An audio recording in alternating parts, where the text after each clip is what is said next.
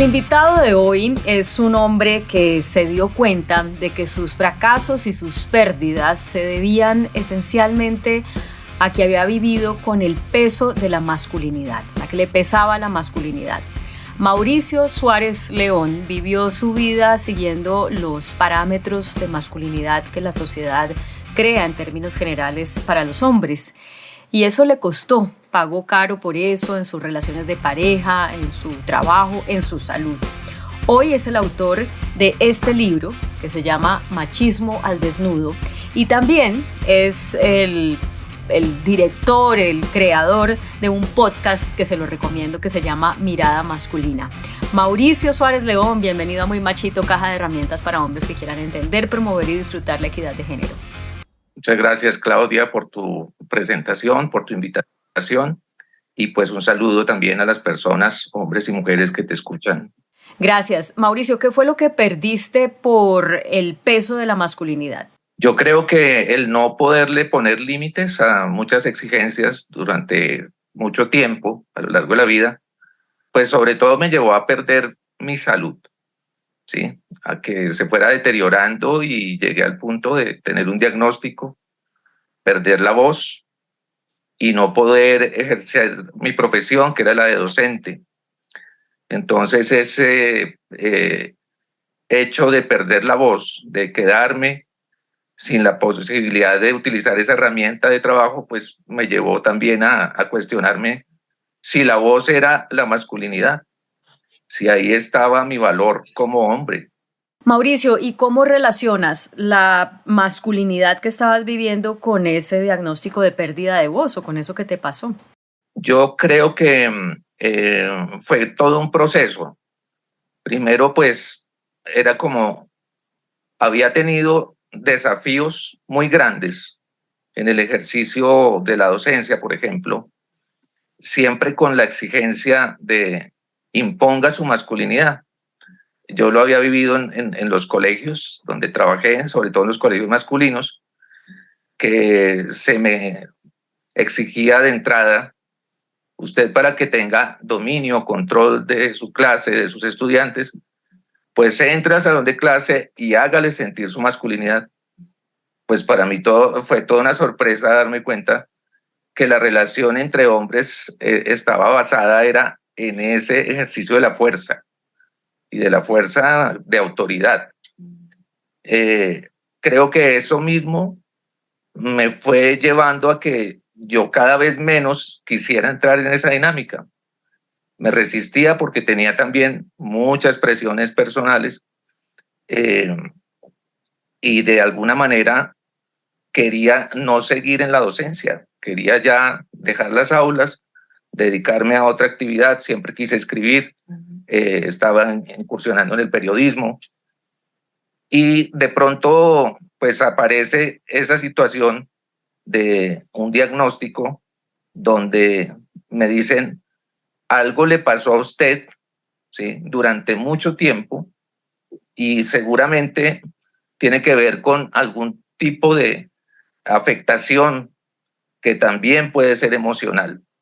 Entonces ahí entendí, claro, el estarme forzando a encajar dentro de ese molde de la fuerza, de la competencia, de la exigencia y de sobre todo no mostrar la vulnerabilidad, era lo que me llevaba a ese momento de sencillamente decir, no va más mi cuerpo, ya no soporta más esa presión.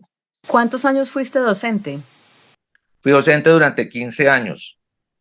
Son 15 años en los que además fuiste docente en colegios, entiendo la mayor parte del tiempo en colegios solo de hombres, ¿verdad? Sí, la mayoría fue en colegios masculinos. Inicié en colegios masculinos y terminé en colegios masculinos mi recorrido docente. Y bueno, para que el público lo sepa, porque no todo el mundo es de Bogotá y cuando uno menciona, por ejemplo, el San Carlos o el San George, pues la gente no necesariamente entiende qué tipo de colegios son, pero son colegios de familias con bastantes recursos o digamos con holgados recursos y ahí hay una formación de la masculinidad muy particular. ¿Qué nos puedes decir tú, habiendo sido parte de esas, digamos, esas parte de la estructura del sistema social? de cómo se forma la masculinidad de estos jóvenes. Yo creo que los colegios y la formación de hombres específicamente muestra mucho de cómo pensamos en la sociedad que se forman los hombres. Eso es casi como nacer hombre, es ya nacer con una cantidad de prebendas o de beneficios que casi que no hay necesidad de demostrar realmente pues que se es hombre, ¿no? Es simplemente ejercer un poder. Creo que la base es esa, es ante todo un poder. Y el ocupar o el tener esa condición de ser hombre ya lleva a que pues se espere que sea competitivo, que sea fuerte, que no se deje los demás, que frentee, ¿no? Como decimos popularmente, o confronte cualquier tipo de oposición o contradicción y pase por encima de ella. Ese tipo de prácticas son las que definen la masculinidad. Vivimos una masculinidad absolutamente machista en ese sentido. Y eso lleva a que las relaciones entre hombres sean unas relaciones también de mucha violencia, de mucha agresividad, de solamente reconocer al otro si es superior en la fuerza y en la fuerza física. Eso es un componente. ¿Nos podrías compartir alguna anécdota o un par de anécdotas de cómo se va inoculando eso en el sistema educativo, esas situaciones que son como tan normales y que van marcando la vida de un muchacho desde que entra en kinder hasta que se gradúa en 11, pero que en últimas marca eso que tú acabas de decir? Por supuesto, pues una que es muy común, que yo creo que todos la vivimos, incluso los que estudiamos en colegios mixtos, pues es el hecho de que el ejercicio del cuerpo, la actividad física, digamos, que es la que hacen los estudiantes en un recreo, está centralizado siempre en la fuerza, en quién se apodera del espacio del patio de recreo. Y quien se apodera de ese espacio, eso es algo que los adultos generalmente no vemos, tiene un control territorial, tiene un control sobre el único espacio en el que se podría estar desarrollando más libremente la personalidad. Entonces, el grupo que controle el territorio impone también las dinámicas. Y eso es común. Y es el que impone también a quién se le acepta, a quién se le rechaza, a quién se le hace bullying, a quién definitivamente lo presionan tanto, y es algo que viven mucho los estudiantes y creo que cada vez más, al punto que diga, yo no voy a intentar pertenecer a esto, ¿sí? La identidad masculina creada a través de la manada, ¿no? Del grupo, es muy fuerte.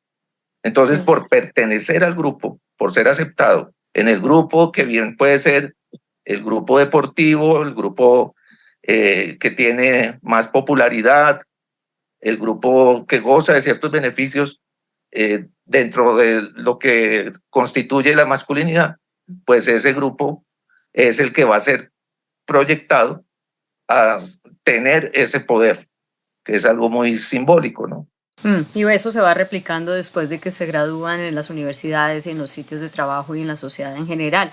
Mauricio, me pregunto por qué con tanta experiencia en docencia, con tantas herramientas pedagógicas, cuando tú haces esta relación entre estoy perdiendo mi voz, por ende mi trabajo y la masculinidad que estabas viviendo, decides reconvertirte o desaprender y reaprender por fuera de ese sistema en el que venías. ¿Por qué no quedarte en el sistema para transformarte tú y transformar también el sistema?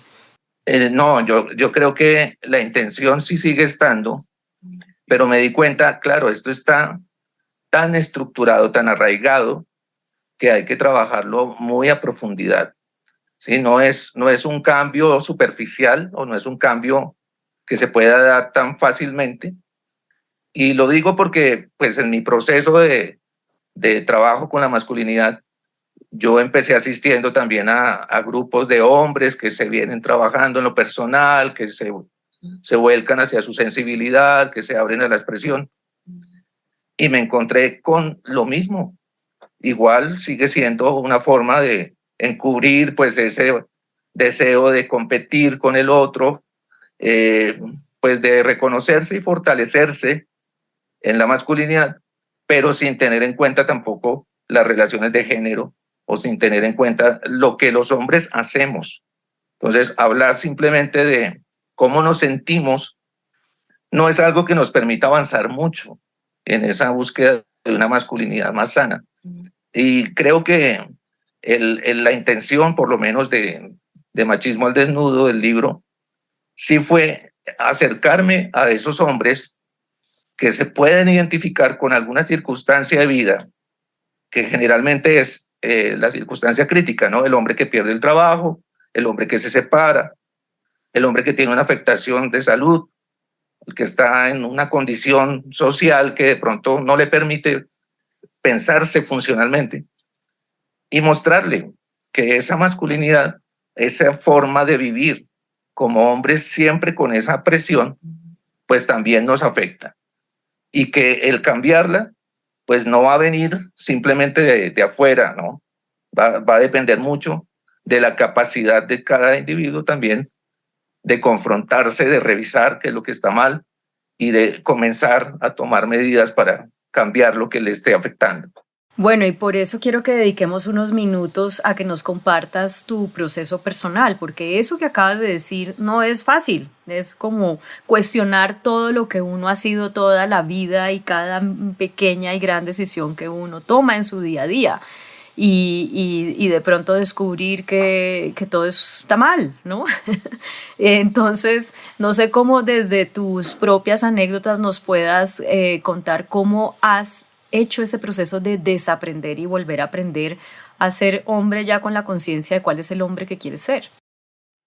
No ha sido fácil y por eso, bueno, quizás mi punto de partida es, antes que nada, necesitamos reconocer en sociedad que el machismo no es una forma de pensar, no es una ideología.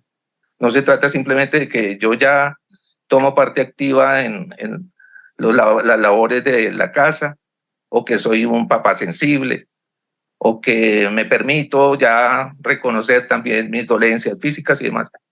Se trata más de las actitudes que tenemos. Y en eso hay que romper paradigmas desde la vida cotidiana, desde el diario vivir. Entonces, desde cosas tan simples como permitirnos hablar los hombres de cómo nos sentimos, que ya es un avance, a cosas más complejas, ¿no? Debemos también buscar de qué manera, por ejemplo, estamos resolviendo conflictos, de qué manera con nuestras parejas, porque allí es donde más se ve, digamos que el inicio de esa confrontación o esa violencia que termina afectando tanto y que luego decimos es violencia machista, de qué manera lo estamos manejando. Dame un ejemplo, dame un ejemplo. Resolver conflictos, por ejemplo, ¿sí? La mayoría de los hombres dice frente a las parejas, pues, o sea, el problema es ella, el problema es la manera en la que siempre espera que yo hable de las cosas. El problema es, por ejemplo, que su manera de ser me despierte ese impulso que yo ya después no puedo contener y que es mi única forma de expresar cómo me siento. Y eso es la ira, ¿sí? Los hombres solamente nos permitimos la ira como emoción. Socialmente está establecido así. Entonces, cuando descubrimos que ese es un problema sobre el que hay que trabajar y que debemos aprender a manejarla y aprender a relacionarnos distinto, pues ya empezamos por lo menos a hacernos preguntas de, oiga, ¿cómo yo puedo cambiar? ¿De qué manera puedo revisar esto que me viene pasando, no? Y justamente por eso encuentro yo tan valioso lo que tú expones aquí en Machismo al Desnudo, lo que tú estás haciendo con el podcast Mirada Masculina, porque también es decirles a los hombres, listo, ya se dio cuenta de que usted tiene, digamos, un reto, ¿no? Pero cómo cambiar eso es muy difícil. También me parece a mí que los hombres se pueden encontrar muy solos, porque no es fácil encontrar en los amigos quien le diga, oiga, sí, hermano, tiene la razón, sino que, hombre, no sea pendejo, no sea huevón, ese tipo de cosas así, tal vez es como la respuesta más común para un hombre que se está haciendo ese tipo de preguntas. Entonces, muy solitos con esa conciencia, pero ¿con qué ayuda? ¿Qué recomiendas tú hacer? Pues precisamente yo he estado mirando en este tiempo, después de la publicación del libro, muchas experiencias en otros países, especialmente latinoamericanos.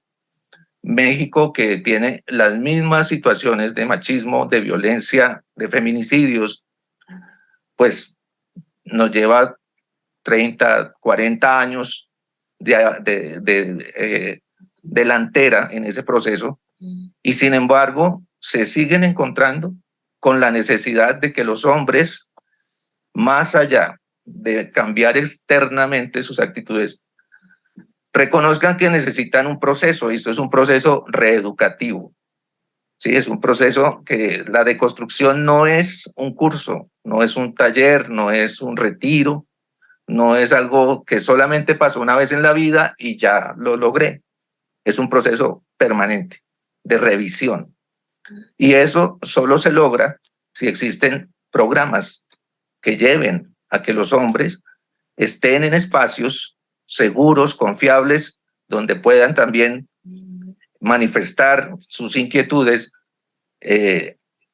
Abrirse emocionalmente puede ser parte de esto, pero ir más allá y revisar a qué cosas tengo que renunciar desde mi condición masculina, o qué cosas siento que pierdo, ¿sí?, al empezar un proceso de transformación.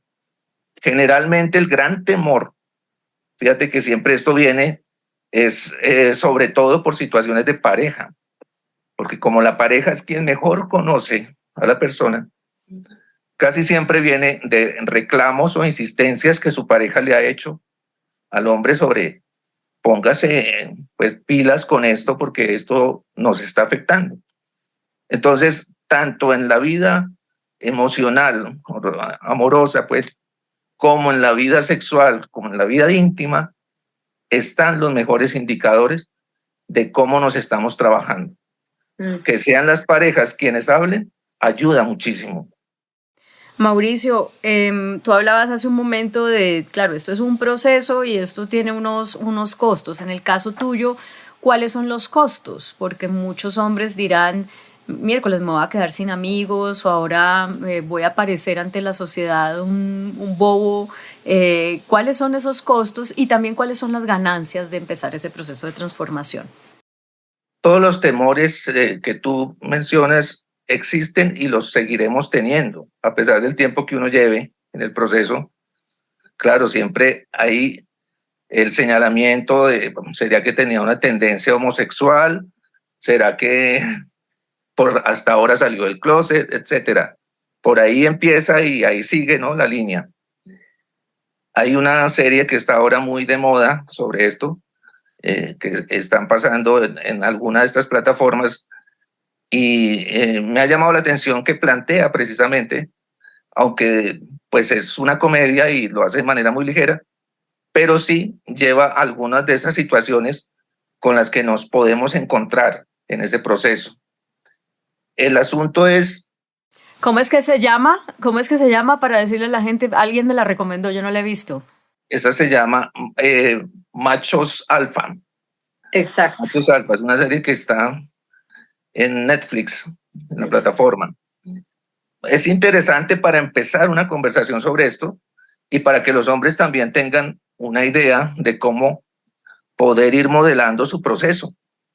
Entonces, yo creo que ayuda muchísimo el hecho de encontrar que hay otros hombres que están en ese proceso, que han dado un paso adelante. ¿Cuáles son las ganancias, Mauricio, de hacer esto? Ante todo, pues yo sí lo he visto, pues en la experiencia personal, como en la de hombres que ya han caminado también en esos procesos, es encontrar ante todo más equilibrio para la vida. El beneficio inmediato es quitarse la presión de encima, porque esa presión para muchos es asfixiante, ¿no?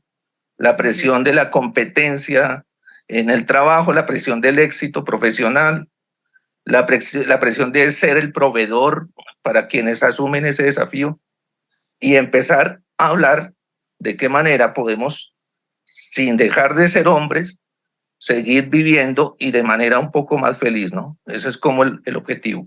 Bueno, eso es muy significativo. Ojalá la gente lo comprenda de esta manera. Mira, se nos va acabando el tiempo. Yo tengo un par de temas que no quiero dejar por fuera.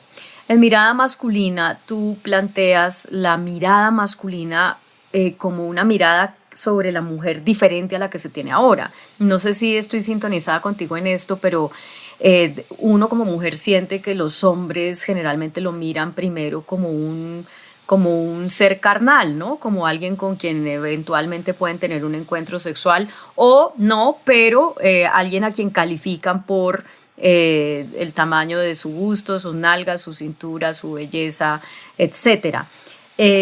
Y eso se da de una manera, digamos, muy orgánica, ¿no? No es que los hombres, y las mujeres también lo hacemos, no es que uno diga, voy a ver a las personas por su aspecto físico, voy a ver si me acostaría con ellas o no. Se da porque la sociedad como que nos formatea de esa manera. Cuando tú planteas cambiar la mirada masculina hacia las mujeres, ¿cómo se hace eso? O sea, ¿cómo se reformatea eso para ver a las mujeres de una manera distinta? Yo creo que tenemos que empezar por el porno, por simplificar esa visión que nos ha impuesto la sociedad y que en las nuevas generaciones es tan fuerte, de la sexualización de la mujer.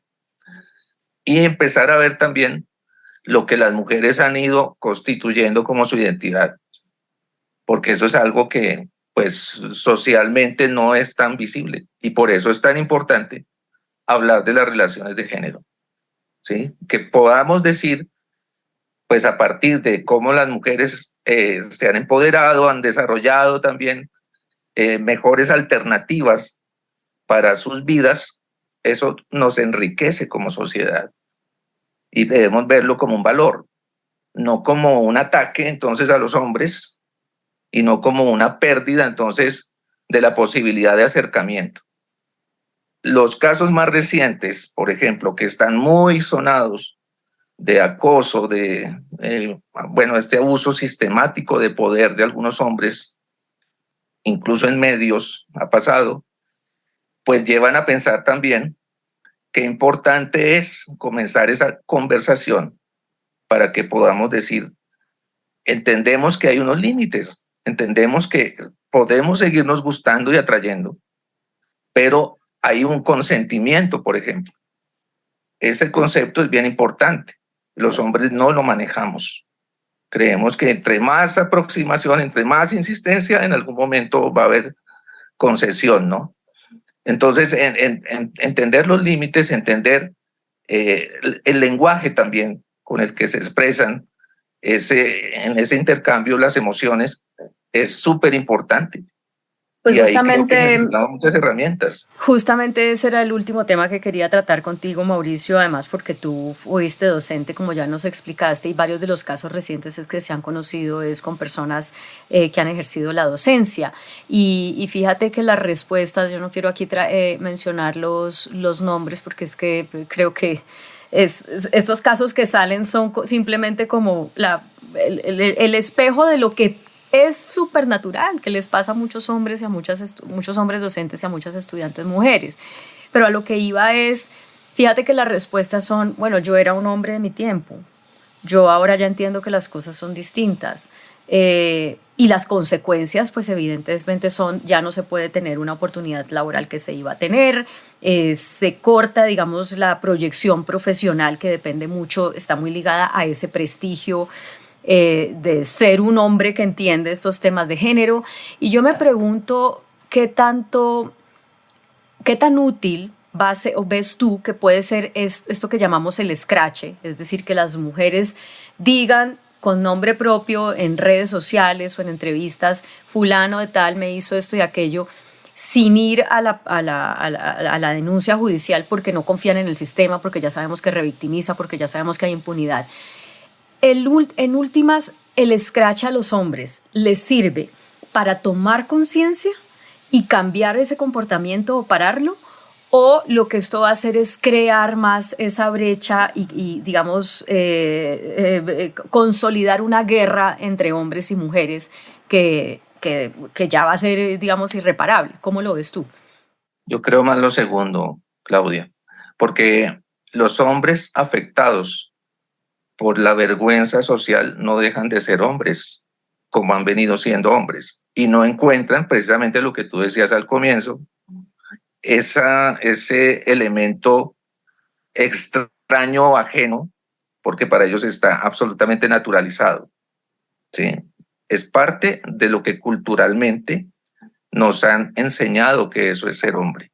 Ser un conquistador, y para un profesor es muy fácil seducir estudiantes con la palabra, con el poder también de la diferencia de edad, etcétera. Pues eso es una forma de ser exitoso como hombre. Entonces lo que tenemos que revisar es el modelo de masculinidad con el que venimos trabajando, con el que venimos siendo hombres. Por eso es tan importante para mí también visibilizar que hay otras formas de ser hombre, que el machismo no es la masculinidad.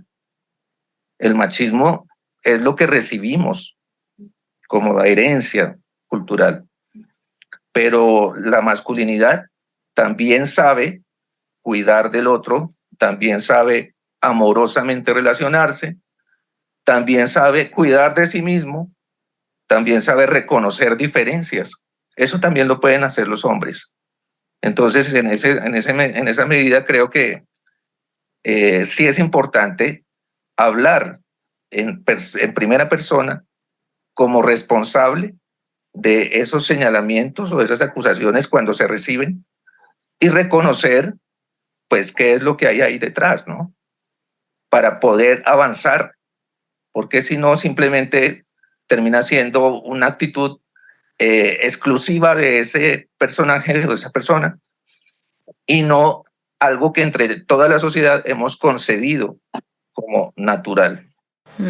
¿Qué les dirías tú a las mujeres que están haciendo Scratch y a las periodistas que de alguna manera también lo propiciamos, ¿no? Porque recibimos esas denuncias, las sacamos al aire. ¿Cuál podría ser, digamos, un manejo adecuado para que esto no abra más esa zanja entre hombres y mujeres, sino que contribuya al entendimiento del problema y al cambio de comportamientos? Yo he tenido contacto con organizaciones de mujeres que trabajan en temas de abuso y de violencia de género y han pasado ya por ese proceso también de denunciar, de esperar las acciones penales, de esperar la sanción, y muchas veces se dan por bien servidas solamente con ya me vengué, ya lo hice público y obviamente se entiende su dolor y se entiende que las heridas emocionales que deja una situación de estas debe llevar a una contención inmediata. Si esa persona no se ha contenido por sí misma, pues esa es la reacción, ¿cierto? Pero esa persona no va a cambiar simplemente por eso. Eso es lo que va a hacer es convertirlo en alguien que posiblemente reincida en otros escenarios, en otros contextos, quizás con más vehemencia, porque va a decir, las mujeres me atacaron, ¿sí?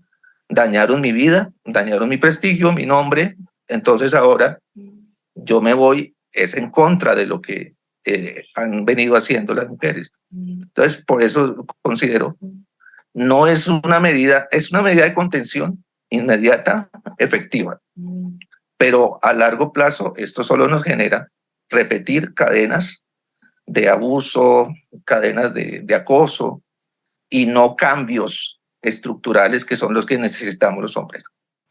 Pues Mauricio, ha sido muy enriquecedor conversar contigo. Yo invito a la gente a que lean este libro, Machismo al Desnudo. Invito también a que encuentren en Spotify el podcast que se llama Mirada Masculina. Es un trabajo como de ir reclutando hombres que de alguna manera están diciendo yo quiero ejercer una masculinidad diferente, ya lo he hecho, esto me ha servido, esto no me ha servido, y creo que hay herramientas muy, muy positivas para quienes están en este proceso. Así que te agradezco mucho haber aceptado esta entrevista, es muy machito. Gracias a ti, Claudia.